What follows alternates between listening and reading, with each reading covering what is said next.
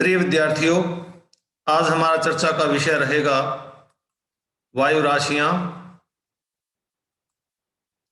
इसमें हम पढ़ाएंगे वायु राशियां क्या हैं, वायु राशियों की उत्पत्ति के लिए अनुकूल दशाएं कौन कौन सी हैं, वायु राशियों की विशेषताएं क्या क्या हैं। इसके अतिरिक्त वायु राशियों का जो वर्गीकरण है उस पर प्रकाश डाला जाएगा। सबसे पहले वायु राशियों की परिभाषा हम देने का प्रयास करेंगे। इसमें भी मैंने कोशिश की है कि बहुत सारे डायग्राम डालूं ताकि आपको अच्छी तरह वीडियो समझ में आ जाए।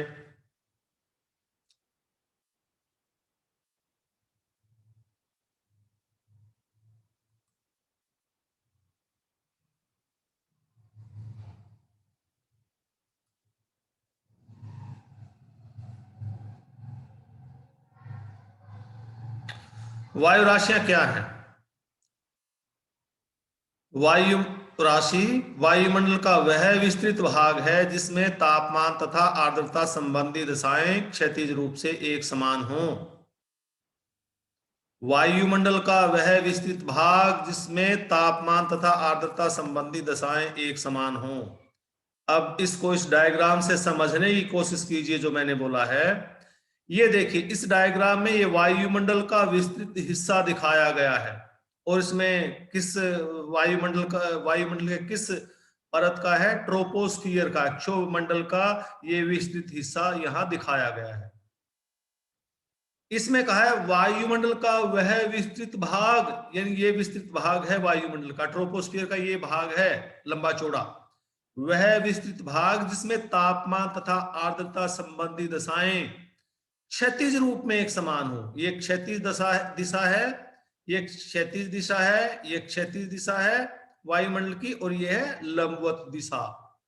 अब इसमें तापमान तथा आर्द्रता संबंधी दशाएं क्षैतिज रूप से एक समान हो, लगभग एक समान हो।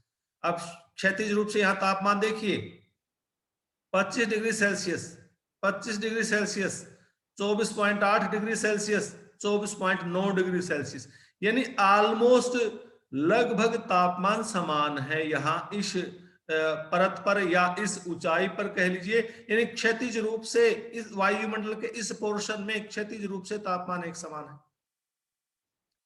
इसी प्रकार आर्द्रता देखिए, 70%, 70%, 72%, 73%, यानी आर्द्रता भी वायुमंडल की इस परत में क्षैतिज रूप से जो परत है इस परत में लगभग एक समान है, 70 से 73।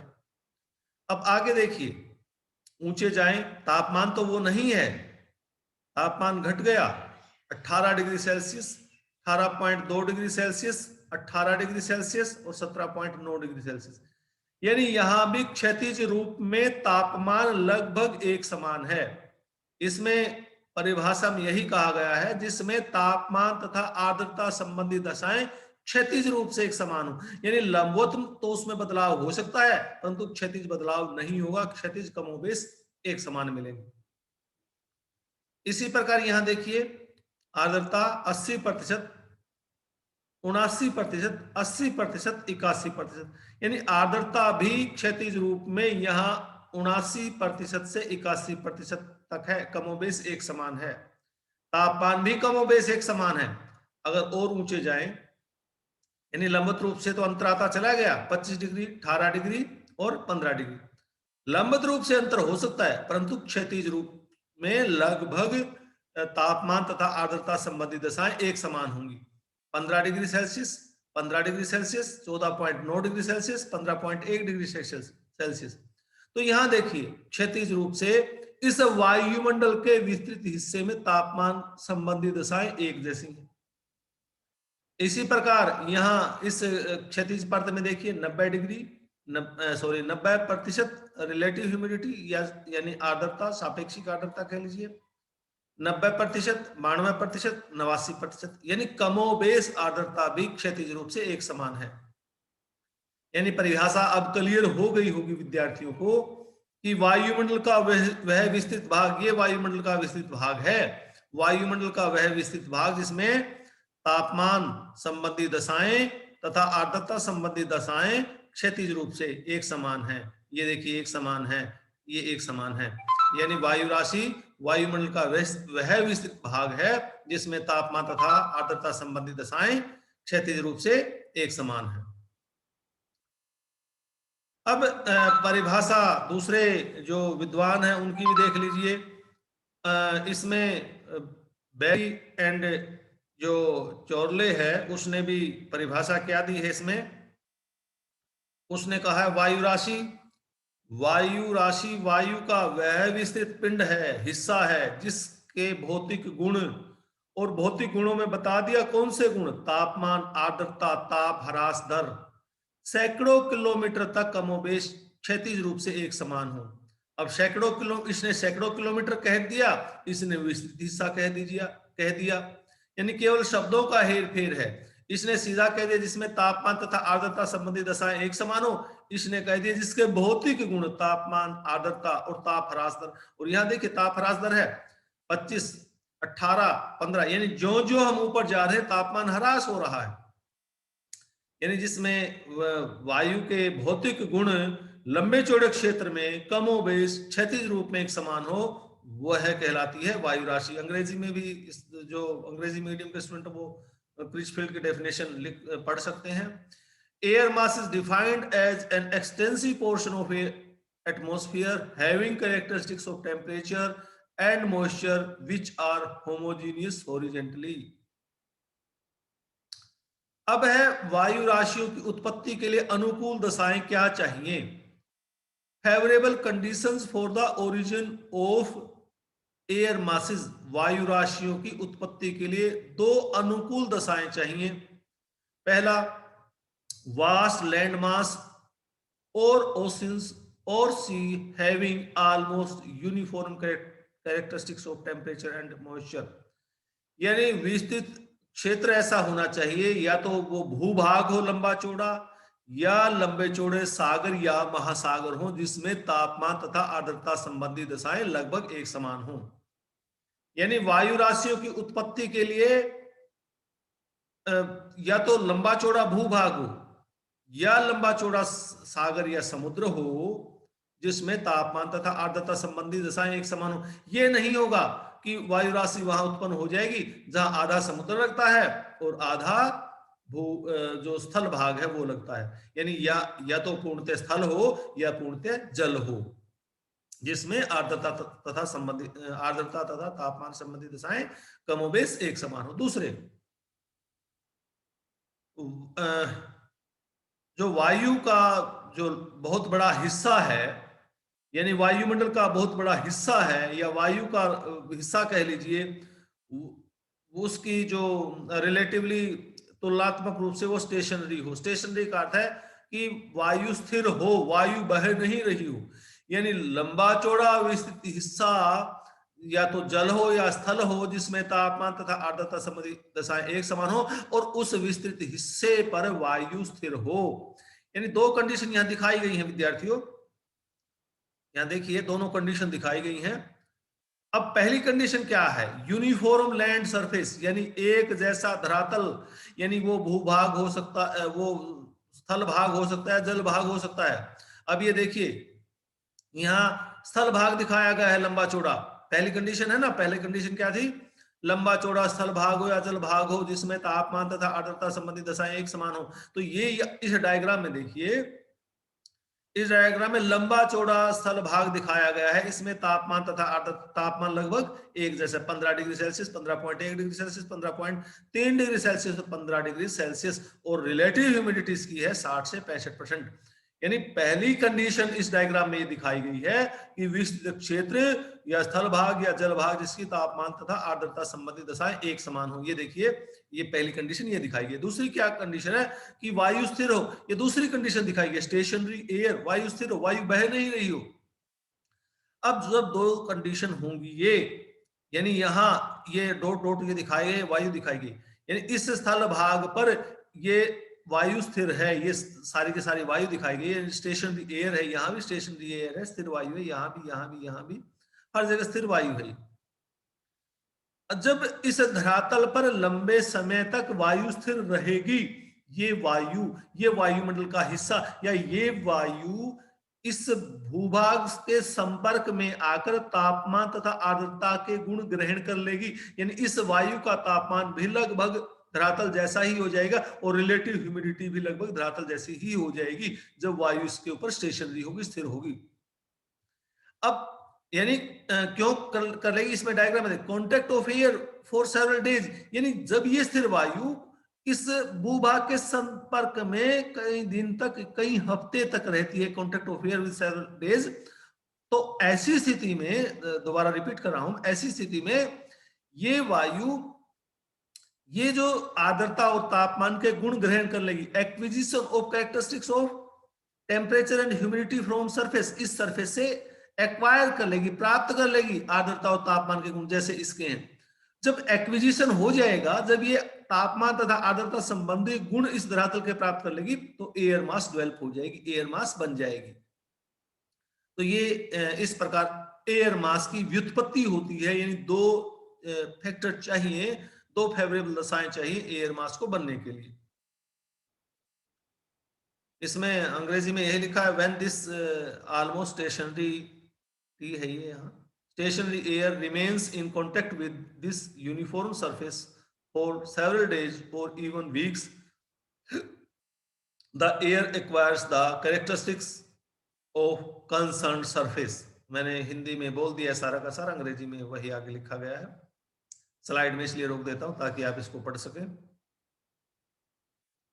आगे characteristics of air masses. Characteristics of air masses, वायु राशियों की विशेषताएं क्या है। वायु राशियों की 4-5 विशेषताएं हैं। डायग्राम की सहायता से भी, ताकि आपके मन पर, मस्तिष्क में ये डायग्राम बैठ जाएं। आपको इतने डायग्राम बनाने की आवश्यकता नहीं, केवल डायग्राम मैंने बहुत ज्यादा इसलिए बनाए हैं क्योंकि वीडियो लेक्चर्स हैं, वीडियो लेक्चर में जब तक डायग्राम द्वारा स्पष्ट ना किए जाए तो कई बार कंसेप्ट समझ में नहीं आता। तो यहां हम पढ़ रहे हैं वायु राशियों की विशेषताएं। तो वायु राशियों की विशेषता, पहली विशेषता यह है कि वायु राशियां ऐसे क्षेत्र में विकसित होती हैं जिसकी तापमान तथा आर्द्रता संबंधी दशाएं एक समान हो। Originate from the vast flat and uniform surface in term of temperature and humidity. ये डायग्राम में दिखाया गया, यानी ये तो लंबे चौड़े समुद्र है, यहाँ तापमान 20 डिग्री सेल्सियस 20.2 डिग्री सेल्सियस, या लैंड भाग है 15 degree Celsius 15 degree Celsius, relative humidity 65%, relative humidity 90%। यानी ये ऐसे क्षेत्र में विकसित होती हैं जिसमें जो एक जैसा हो, यानी एक जैसे का अर्थ है समधरातल कह लीजिए। समधरातल वो धरातल होता है जिसमें या तो पूरा का पूरा स्थल हो या पूरा का पूरा जल हो, और स्थल भी हो तो ये नहीं है कहीं पहाड़ आ गए, कहीं मैदान आ गए, कहीं पठार आ गए, या तो वो पूरा का पूरा पठार हो या पूरा का पूरा पर्वतीय क्षेत्र हो जिनकी ऊंचाई लगभग एक समान हो। इसी प्रकार जल भाग तो लगभग समतल होता ही है। यानी ये ऐसे क्षेत्र में विकसित होती हैं जहां पर तापमान तथा आर्द्रता संबंधी दशाएं एक समान और धरातल सम हो। दूसरे, विकसित होने के बाद ये धीरे धीरे चलने लगती हैं, इनकी मूवमेंट है स्लो रहती है। Point number 2, air masses travel slowly और hundreds of kilometre from their source region. अपने उत्पत्ति क्षेत्र से ये धीरे धीरे चलकर, धीरे धीरे चलती हुई सैकड़ों किलोमीटर दूर तक चली जाती है। तीसरी विशेषता है, during the movement there characteristics of temperature and humidity undergoes large scale changes. जब ये मूवमेंट कर रही होती हैं, जब ये चल रही होती हैं, तो उनकी तापमान तथा आर्द्रता संबंधी दशाओं में व्यापक बदलाव आता है, बहुत ज्यादा बदलाव आता है। चौथी विशेषता, air masses affect the weather condition of area during their movement. जो वायु राशियां हैं जिस क्षेत्र में वो जाती हैं, अपने चलने के दौरान जहां जहां से गुजरती हैं, उस क्षेत्र के मौसम में व्यापक बदलाव लाती हैं। पांचवी विशेषता, जब दो विभिन्न गुण धर्मों वाली वायु राशियां आपस में मिलती हैं, ये हॉट एयर है, ये कोल्ड एयर है, हॉट एंड ह्यूमिड कह लीजिए, इसको ह्यूमिड भी कर सकते हैं, ये कोल्ड एंड ड्राई एयर है। जब दो विभिन्न गुण धर्मों वाली वायु राशियां ये आपस में यहाँ मिल रही हैं, जहां मिलती है उसको फ्रंट कहते हैं। जब दो विभिन्न गुण धर्मों वाली वायु राशियां आपस में मिलती हैं ये एक दूसरे में मिश्रित नहीं होती, एक दूसरे में मिलती नहीं, एक दूसरे में इंटरमिंगल नहीं होती हैं, बल्कि एक बीच में फ्रंट का निर्माण करती हैं, और इस फ्रंट पर जो जो मौसमी दशाएं हैं वो बदलती रहती हैं, काफी परिवर्तन होता रहता है। और जो पीछे का हिस्सा है वायु राशि का, जो पीछे का हिस्सा है उसका वो बिल्कुल अलग रहता है। अब कंफ्यूज हो गए विद्यार्थी, 5 बता दिए, इतने पॉइंट्स कैसे याद करें? देखिए, याद ध्यान रखने के लिए क्या है कि वायु राशियां विकसित होकर चलिए, ध्यान करें सेंटेंस, वायु राशियां विकसित होकर चली। अब वायु राशि का इसमें बताएंगे, वायु राशि कहाँ उत्पन्न हुई, वो कैसे चली, चलते समय वो बदली या उसने बदला, वो कहां उत्पन्न हुई, पहले पॉइंट में उत्तर है। वो कैसे चली, धीरे धीरे चली, हजारों किलोमीटर तक चली गई, चलती सैकड़ों किलोमीटर तक चली गई। उसमें क्या बदलाव हुआ या उसने क्या बदलाव किए, यानी उसमें भी बदलाव हो गया ह्यूमिडिटी और टेम्परेचर में, और उसने भी जहां वो गई, जहां जहां से वो गुजरी अपने मूवमेंट के दौरान, वहां के मौसम को बदल दिया। और इसके अतिरिक्त जब दो गुण धर्मों वाली वायु राशियां आपस में मिलती हैं, वो पूर्णतः एक दूसरे में इंटरमिंगल नहीं होती, एक दूसरे में मिश्रित नहीं हो जाती, एक दूसरे में समावेशित नहीं हो जाती, बल्कि फ्रंट के सहारे वो एक दूसरे से अलग होती हैं। फ्रंट के पास मौसम में काफी बदलाव होता है, और जो पीछे का पोर्शन है, फ्रंट से बैक साइड जो जो हम जाते हैं, वही उनके गुण धर्म अलग अलग ही रहते हैं। तो ये 5 विशेषताएं थी इसकी, वायु राशियों की। आगे है वायु राशियों का वर्गीकरण। मान लीजिए प्रश्न लंबा हो जाए एग्जाम में, और ये आ जाए प्रश्न कि वायु राशियों का वर्गीकरण कीजिए, वायु राशियां किसे कहते हैं, वायु राशियों का वर्गीकरण कीजिए, आपको ये लगता है कि प्रश्न लंबा होता जा रहा है, तो आप इसकी विशेषताएं छोड़ सकते हैं। और वैसे विशेषताएं ना भी छोड़ेंगे तब भी, वैसे मैंने डायग्राम बनाया है इसलिए लंबा लग रहा है, अन्यथा वो 5-6 लाइन है, ज्यादा नहीं है। अब है वायु राशियों का वर्गीकरण। अब किसी भी तत्व का, किसी भी वस्तु का, यानी किसी का भी वर्गीकरण करने के लिए कुछ ना कुछ आधार होने चाहिए। अब वायु राशियों को उत्पत्ति क्षेत्र के आधार पर दो भागों में वर्गीकृत किया जा सकता है। Based on source region, these can be classified into 2 categories. वायु राशियों को उत्पत्ति क्षेत्र के आधार पर दो वर्गों में विभाजित किया जा सकता है। वायु राशियां हैं, उत्पत्ति क्षेत्र या ध्रुवीय क्षेत्र हो सकते हैं, या भूमध्य रेखीय उष्णकटिबंधीय क्षेत्र हो सकते हैं, ठंडे क्षेत्र हो सकते हैं, गर्म क्षेत्र हो सकते हैं। ठंडे क्षेत्र कौन से हैं, ध्रुवीय, पोलर। और गर्म क्षेत्र कौन से हैं, उष्णकटिबंधीय, ट्रॉपिकल। यानी एयर मासेस को उत्पत्ति क्षेत्र के आधार पर दो भागों में बांट सकते हैं, ध्रुवीय वायु राशि, एक उष्णकटिबंधीय वायु राशि। अब ध्रुवीय वायु राशि, सीधी सी बात है, ओरिजिनेट इन पोलर रीजन, कहां उत्पन्न होगी, ध्रुवों, ध्रुवीय क्षेत्र में उत्पन्न होगी। इसको डिनोट किया जाएगा पी से। पोलर लंबे नहीं लगेंगे, ध्रुवीय वायु राशि, पोलर एयर मास, लंबा चौड़ा हो जाता है, इसको पी से लिख देंगे। पी का अर्थ है पोलर। और ये ध्रुवीय है तो सर्टेनली ठंडी होगी। अब ये तीन चीजें, यही तो तीन चीजें यहां लिखी हैं। ओरिजिनेट इन पोलर रीजन, ध्रुवीय क्षेत्रों में उत्पन्न होती है। It is denoted by P, इसको पी से प्रदर्शित करते हैं। इट इज कोल्ड, ये ठंडी है। इसी प्रकार जो ट्रॉपिकल एयर मास है, इसका उल्टा कर लीजिए, ओरिजिनेट इन पोलर की जगह ट्रॉपिकल रीजन, ट्रॉपिकल रीजन में, यानी उष्ण कटिबंधीय क्षेत्र में उत्पन्न होगी। It is denoted by P, इसकी जगह क्या करेंगे, it is denoted by T, इसको टी से प्रदर्शित करते हैं, किसको, ट्रॉपिकल को। और ये ठंडी होती है, और इसके विपरीत ये गर्म होती है। ये चीजें जो विशेषताएं मैंने बताई हैं ट्रॉपिकल की, ये यहाँ लिखी हुई है, देख सकते हैं आप। इसके बाद इन दो वायु राशियों का फर्दर डिवीजन भी है। इस पोलर का भी फर्दर डिवीजन है, इस ट्रॉपिकल का भी फर्दर डिवीजन है। क्या डिवीजन है, किसके आधार पर डिवाइड किया गया है, ह्यूमिडिटी के आधार पर, आर्द्रता के आधार पर इस पोलर वायु राशि का, ध्रुवीय वायु राशि का और उष्णकटिबंधीय वायु राशि का पुनः वर्गीकरण किया गया। वो ह्यूमिडिटी के आधार पर कैसे? ह्यूमिडिटी के आधार पर ऐसे कि भाई ध्रुवीय क्षेत्रों में कुछ क्षेत्र ऐसे होते हैं जहां ह्यूमिडिटी ज्यादा होती है, और ध्रुवीय क्षेत्रों में कुछ क्षेत्र ऐसे होते हैं जहां ह्यूमिडिटी कम होती है। यानी ध्रुवीय क्षेत्रों में कम ह्यूमिडिटी वाली और ज्यादा ह्यूमिडिटी वाली। कम ह्यूमिडिटी कहां होती है? महाद्वीपों पर। और ज्यादा ह्यूमिडिटी, ज्यादा आर्द्रता कहां होती है? ज्यादा आर्द्रता होती है समुद्रों में। तो पोलर वायु राशि, ध्रुवीय वायु राशि के दो प्रकार हो गए आर्द्रता के आधार पर।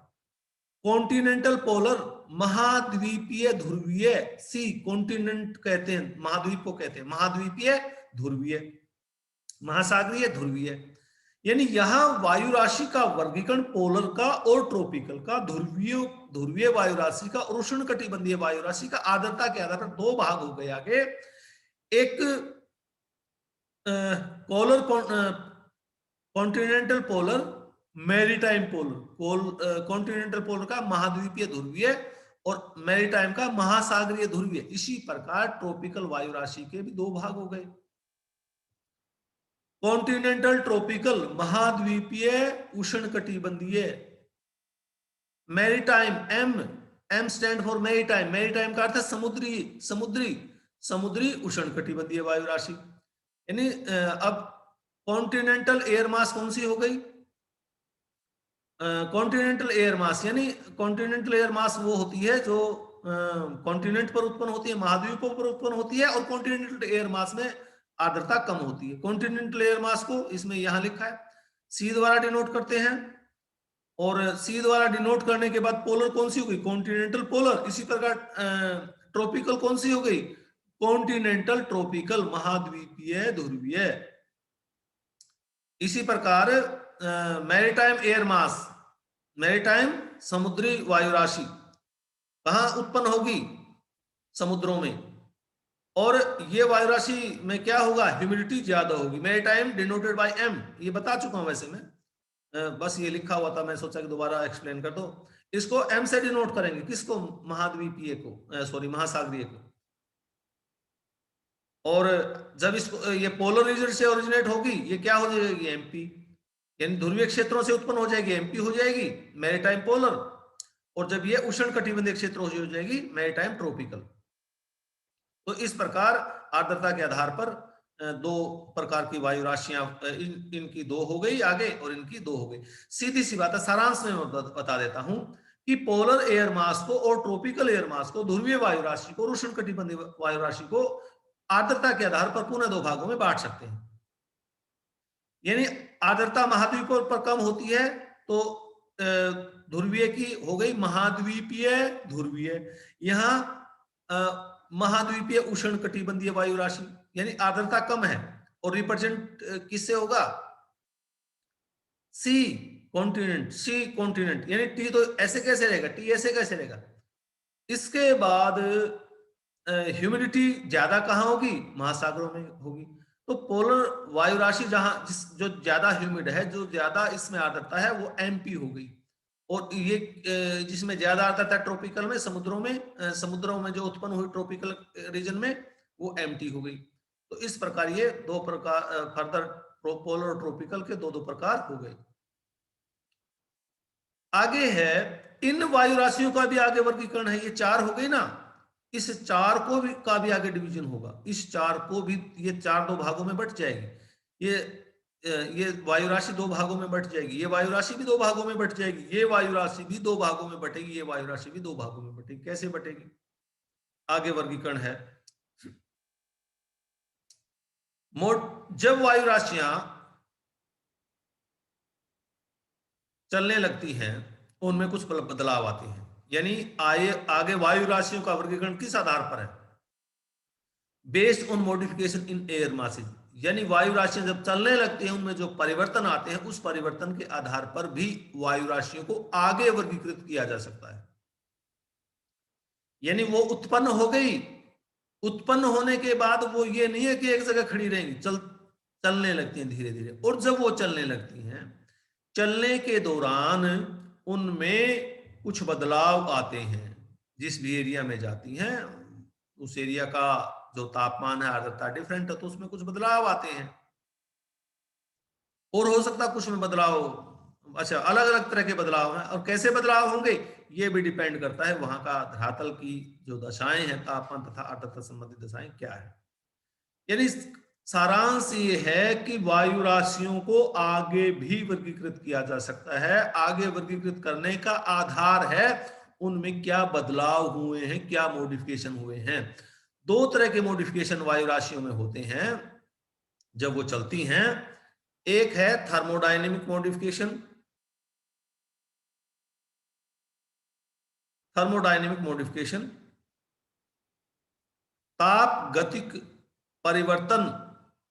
दूसरा है मैकेनिकल मॉडिफिकेशन, यांत्रिक परिवर्तन। ये दोनों प्रकार के मॉडिफिकेशन ये दिखाए गए हैं, परंतु ये दोनों प्रकार के मॉडिफिकेशन ताप गतिक तथा यांत्रिक, ये दोनों प्रकार के परिवर्तन साइड बाय साइड चलते हैं, साथ साथ चलते हैं। ये बिल्कुल सेपरेट नहीं चलते कि पहले ये होगा फिर ये होगा, दोनों इकट्ठे ही होते हैं। अब है कि थर्मोडायनेमिक मॉडिफिकेशन क्या होता है या ऊष्मागतिक परिवर्तन क्या होता है। ऊष्मागतिक परिवर्तन क्या होता है? ऊष्मागतिक परिवर्तन में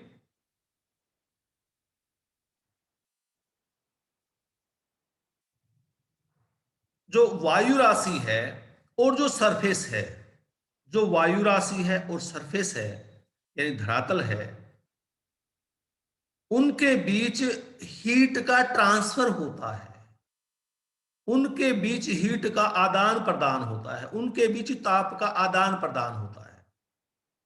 ऊष्मागतिक परिवर्तन यानी ऊष्मागतिक परिवर्तन वो परिवर्तन है जब वायु राशियों तथा जिस धरातल पर वो बह रही हैं उनके बीच हीट का स्थानांतरण हो, ऊष्मा का स्थानांतरण हो, वो ऊष्मागतिक परिवर्तन कहलाता है।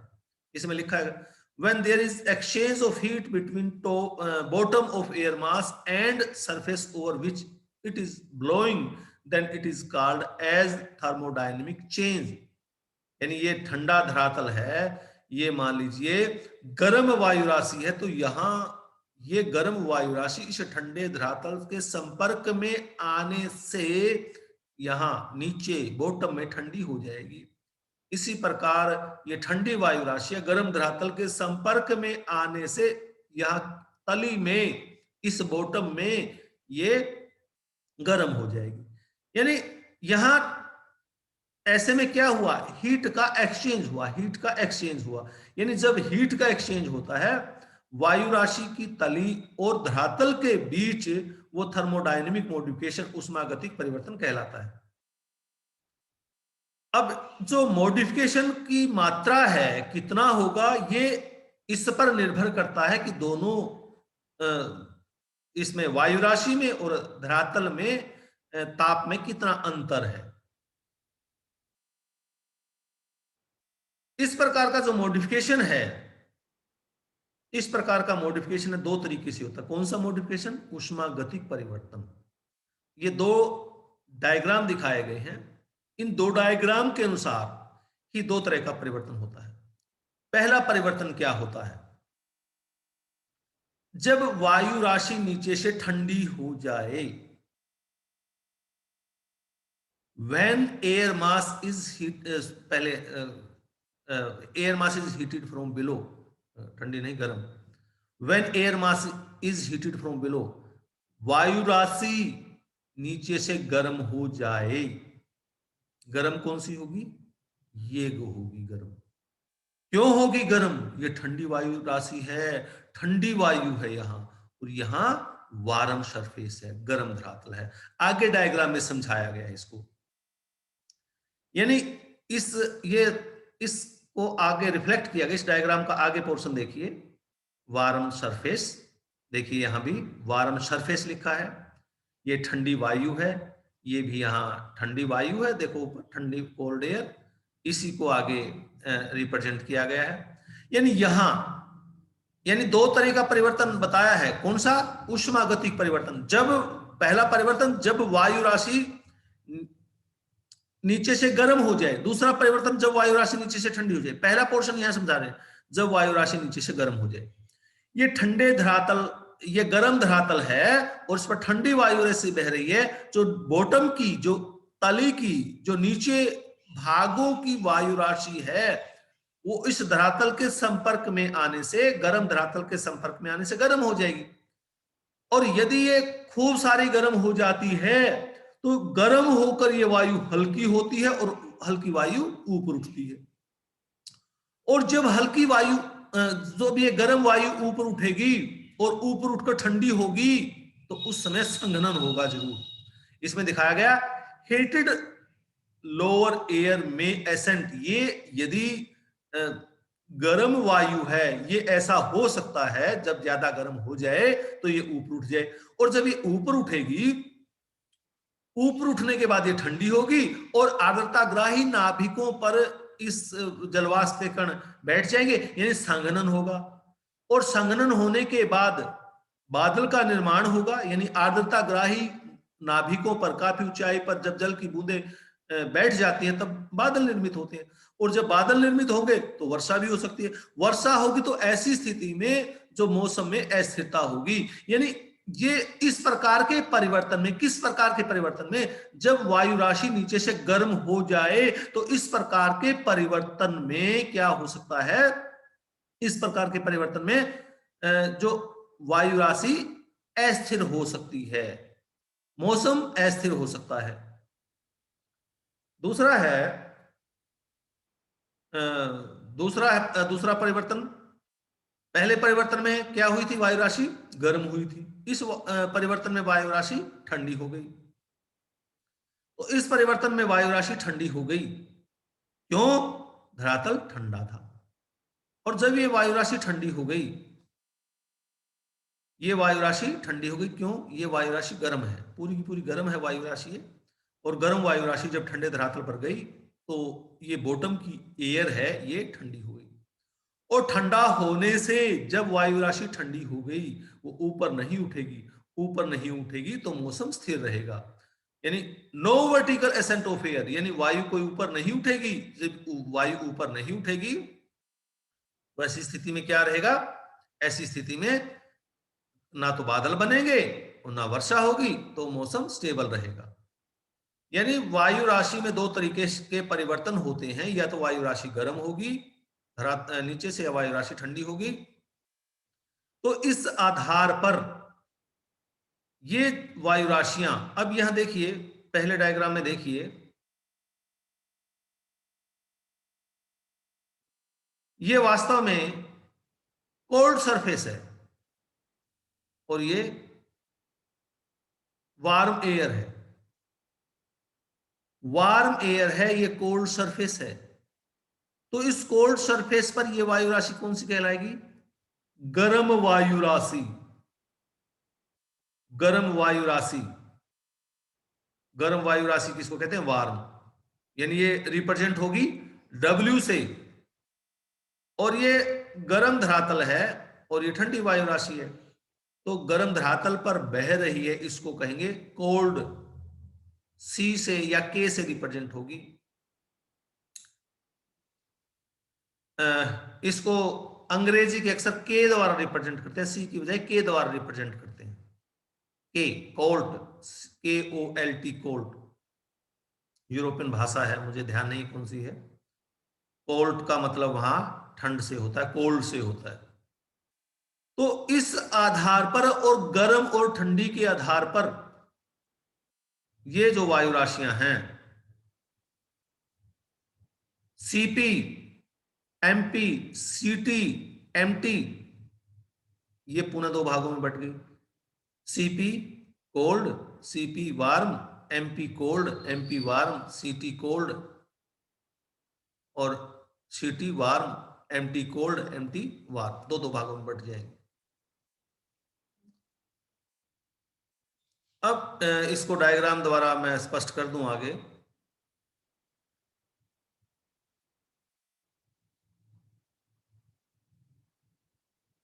ये है, ये इसमें किया है। ये यहां तक हो गए थे ना, चार वायु राशियां, CP, MP, CTMT यहां तक हो गई थी। यानी जो CP थी ध्रुवीय, सॉरी महाद्वीपीय ध्रुवीय, महाद्वीपीय ध्रुवीय ठंडी, महाद्वीपीय ध्रुवीय गर्म, W के कोल्ड, कोल्ड W वार्म। इसी प्रकार MP यानी समुद्री ध्रुवीय, समुद्री ध्रुवीय कोल्ड ठंडी, समुद्री ध्रुवीय ठंडी वायु राशि, और मैरीटाइम पोलर यानी समुद्री ध्रुवीय गर्म वायु राशि। यानी इसी प्रकार CT के, CTW, MT के, MTW। आप कहोगे अब कि सर ये ध्रुवीय क्षेत्रों में भी ठंडी गर्म हो सकती है। वास्तव में ठंडी गर्म वायु राशि का किसी स्पेसिफिक टेम्परेचर से नहीं है नाता, यहां तो तुलनात्मक शब्द है ठंडा और गर्म। अब मान लीजिए यहां टेम्परेचर -20 है, -20, इस सरफेस का टेम्परेचर -20 है, और यहां टेम्परेचर -10 है। तो -10 ये ज्यादा है, -20 कम है, तो इस क्षेत्र के लिए ये वायु राशि गर्म है। दूसरे,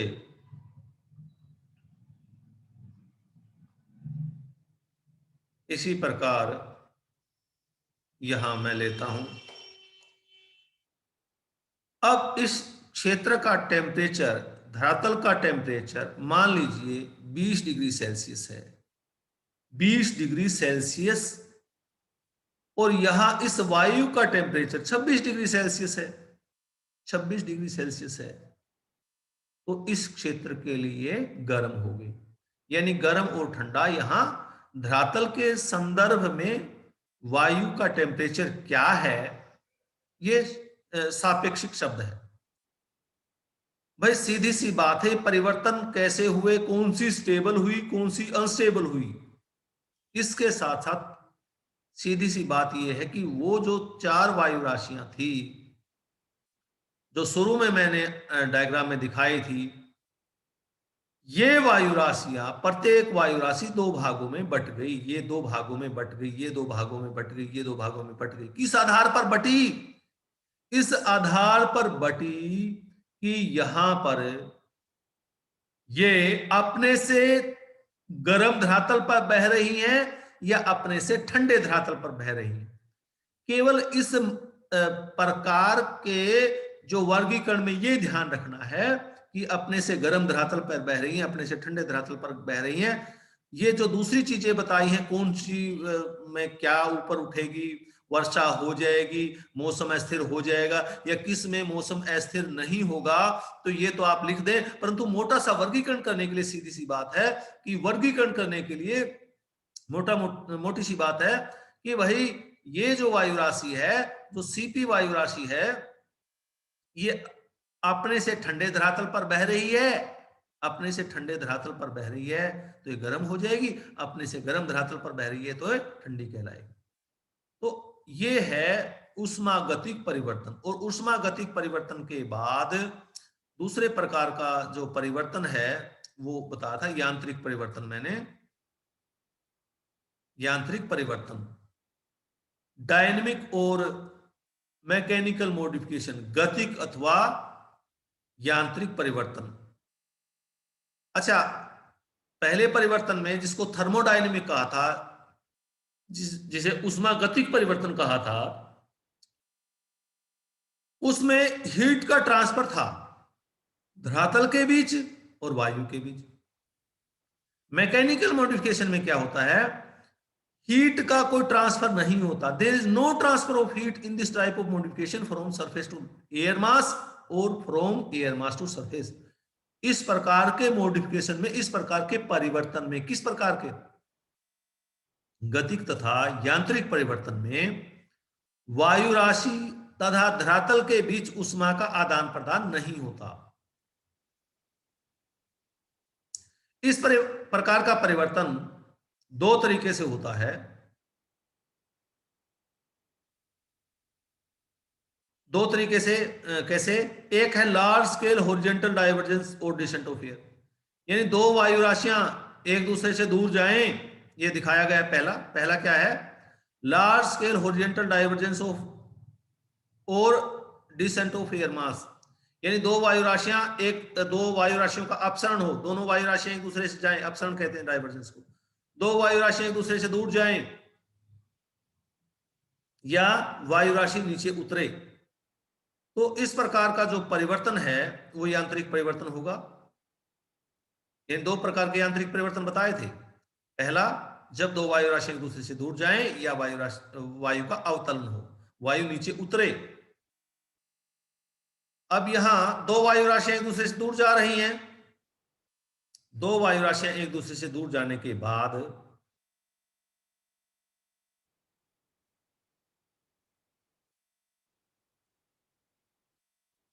दो वायु राशियां एक दूसरे से दूर गई, यहां दूर जाने के बाद यहां खाली स्पेस हो गया, ऊपर से वायु नीचे उतरेगी, तो इस प्रकार का परिवर्तन यांत्रिक परिवर्तन कहलाता है। और जब ऊपर से वायु नीचे उतरेगी उसका तापमान उत्तरोत्तर बढ़ता जाएगा। अब धरातल से उसने गर्मी नहीं ली, धरातल और वायु के बीच हीट का ट्रांसफर नहीं हुआ, बल्कि उतरने की स्थिति में वो ऑटोमेटिकली गर्म होती जाएगी। और जब वायु नीचे उतरेगी वो गर्म होती जाएगी, उसके अंदर पानी पीने की ताकत भी बढ़ जाएगी।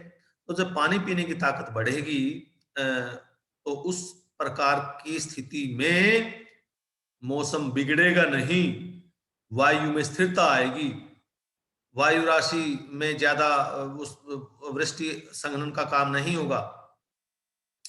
अब यहां भी दिखाई गई है, यह तो दूसरी तरीके से वायु नीचे उतर रही है, उसी का दूसरा पोर्शन। या कई बार ऐसा भी हो सकता है पहाड़ों से वायु नीचे उतरी, यहां वायु राशि भी उत्पन्न हो गई और ये वायु राशि घाटी की तरफ उतरने लगी। जब वायु राशि घाटी की ओर उतरेगी तापमान बढ़ जाएगा, temperature increases and humidity decreases, आर्द्रता घट जाएगी, टेम्परेचर बढ़ जाएगा, आर्द्रता घट जाएगी, तो ऐसी स्थिति में भी वायु राशि में स्थिरता होगी। यानी पहले प्रकार का परिवर्तन ये यहां दिखाया गया है, जिसे हम गतिक अथवा यांत्रिक परिवर्तन कहते हैं, कि जब दो वायु राशियां एक दूसरे से दूर जाएं, वायु नीचे उतरती है, या कई बार घाटी की ओर वायु नीचे उतरती है, तो इस प्रकार के परिवर्तन में टेम्परेचर बढ़ता है और ह्यूमिडिटी घटती है। वायु ऐसी स्थिति में जो मौसम है स्थिर रहता है, एयर मास स्थिर रहती है, वायु राशि में बदलाव नहीं होता। क्यों? क्योंकि वायु में पानी पीने की क्षमता बढ़ जाती है, बढ़ जाएगी, वो छोड़ेगी कैसे? यानी इसमें संघनन और वृष्टि नहीं होती। और इस प्रकार की वायु राशि जब उसमें कोई बदलाव नहीं होता, उसे हम स्टेबल कहते हैं, स्थिर वायु राशि कहते हैं, और इसको अंग्रेजी के अक्सर एस द्वारा डिनोट करते हैं। इसी प्रकार दूसरा परिवर्तन क्या है?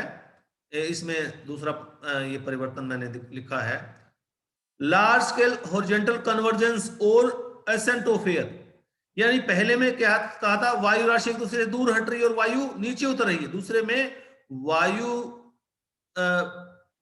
वायु राशि अभिसरित हो रही है, वायु राशि जो कन्वर्ज हो रही है, एक दूसरे से मिल रही है और वायु ऊपर उठ रही है, इसमें दिखाया गया है। अब यहां एक वायु राशि ये थी,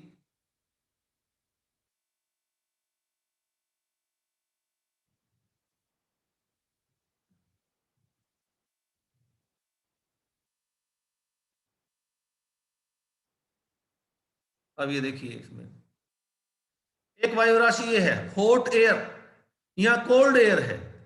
दोनों वायु राशियां पहले में क्या था, एक दूसरे से दूर हट रही थी, यहां एक दूसरे में जाकर मिल रही है। अब जब एक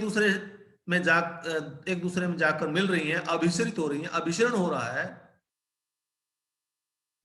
या अवतलन गलत है इसका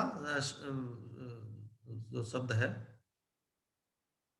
तो वायु राशियां यहां एक दूसरे से मिल रही हैं, तो मिलने से जो गर्म वायु राशि है और वायु राशि जब एक दूसरे से मिलेंगी तो गर्म वायु राशि भारी होती है, ठंडी वायु राशि भारी होती है, गर्म वायु राशि हल्की होती है। जब दोनों एक दूसरे से मिलेंगी, टकराएंगी, तो गर्म वायु राशि ऊपर उठ जाएगी। ऊपर उठने से क्या होगा? ये ठंडी होगी, कूलिंग होगा इसका। और कूलिंग होने के बाद क्या होगा?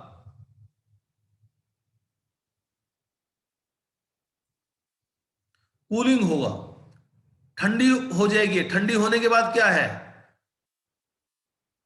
संघनन होगा, बादल बनेंगे और वृष्टि भी संभव है। तो ऐसी स्थिति में जब वायु राशियां एक दूसरे से मिलेंगी, उसमें अस्थिरता आएगी। जो अस्थिरता आएगी उसको कहते हैं अनस्टेबल। तो इस प्रकार की वायु राशि अस्थिर कहलाएगी। पहली कौन सी थी? स्थिर, ये होगी अस्थिर। या दूसरी घटना ये भी हो सकती है, वायु राशि धीरे धीरे बह रही है, रास्ते में कोई ना कोई अवरोध आ गया पर्वत का, वायु राशि ऊपर उठी।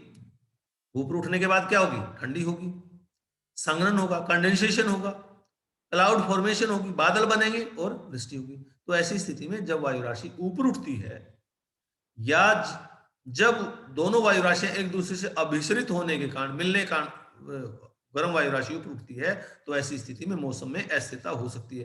तो इस प्रकार की वायु राशि अस्थिर वायु राशि कहलाए। अब जो ये अस्थिर वायु राशि हो गई, तो पहली हो गई स्थिर, दूसरी हो गई अस्थिर। स्थिर कौन सी हो गई? जब वायु राशियां एक दूसरे से दूर हट रही थी, ये स्थिर थी। स्थिर क्यों थी? मौसम में बदलाव नहीं।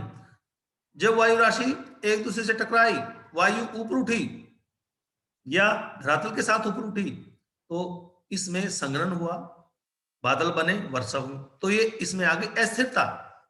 तो इस प्रकार प्रत्येक वायु राशि जो यहां बताई गई थी, जो यहां बताई गई थी, पहले क्या था? सीपीके तक हम आ गए थे। CPK, CPW, MPK, MPW. तो इस प्रकार पुनः इन वायु राशियों को दो भागों में बांट सकते हैं। सीपीकेएस, एस मीन स्टेबल, महाद्वीपीय, ध्रुवीय, ठंडी, स्थिर। सीपीकेयू, महाद्वीपीय, ध्रुवीय, ठंडी, यू अनस्टेबल, अस्थिर। CPWS, महाद्वीपीय, C continental, P polar, W warm, S stable, महाद्वीपीय, ध्रुवीय, उष्ण, स्थिर। इसी प्रकार आप नीचे भी देख सकते हैं, प्रत्येक के दो भाग हुए। इस प्रकार आप देखते हैं कि वायु राशियां, यहां 16 प्रकार की वायु राशियां दिखाई गई हैं। डिवीजन पहले उत्पत्ति क्षेत्र के आधार पर करिए।